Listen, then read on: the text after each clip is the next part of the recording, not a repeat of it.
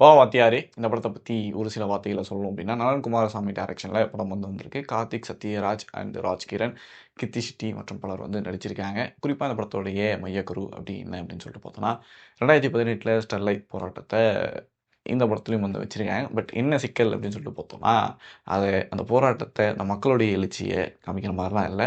ஒரு தனிநபர் சார்ந்த, அதாவது கிட்டத்தட்ட ஒரு இமேஜ் ட்ராப் போல தான் மீண்டும் மாற்றி வச்சிருக்காங்க.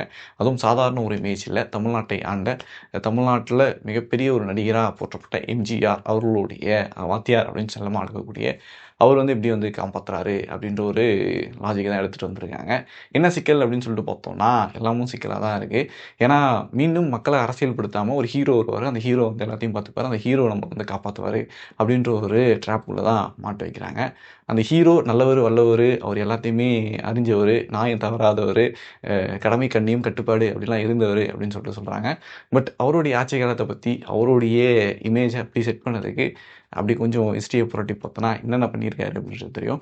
உங்களுக்கு நான் சொல்கிறது கொஞ்சம் கடுப்பாக இருந்துச்சு அப்படின்னா, புக் ஒன்று இருக்குது. எம்எஸ் பாண்டியன் அவர்கள் எழுதிய தி இமேஜ் ட்ராப் அப்படின்ற ஒரு புக் இருக்குது. அதை நீங்கள் படித்து பார்க்கும்பொழுது எம்ஜிஆர் அவருடைய இமேஜுக்காக எவ்வளோ மெனக்கிட்டார் அப்படின்றது தெரியும். அண்ட் ஸோ அப்படியே நம்ம வாத்தியாரே படத்துக்குள்ளே வந்தால் சந்தோஷ் நாராயண் இசை நல்லா இருக்குது. பட் அதை முழுசாக விடல, அங்கங்கே கட் பண்ணி ஜம்ப் பண்ணியிருக்காங்க. ஃபர்ஸ்ட் ஆஃப் அப்படி இப்படியே ஜம்ப் பண்ணி ஒரு கதையை சொல்ல வந்தாங்க. செகண்ட் ஹாஃப் தான் கதை ஆரம்பிக்குது. அதுவும் கொஞ்சம் நெஞ்சம் இல்லை, ஒரு சூப்பர் ஹீரோ கதையே மிஞ்சிற அளவுக்கு எம்ஜிஆர் அவர்களுக்கு அவ்வளோ பில்டப் கொடுத்து வச்சுருக்காங்க.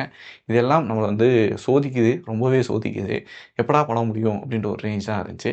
முடிஞ்சால் போதும் ஒரேடியாக ஒடியாந்துடலாம் அப்படின்னு சொல்லிட்டு வந்துட்டோம். ஸோ வாத்தியாரே உங்களுக்கு எப்படி இருந்துச்சு அப்படின்றத கீழே கமெண்ட் பண்ணுங்கள்.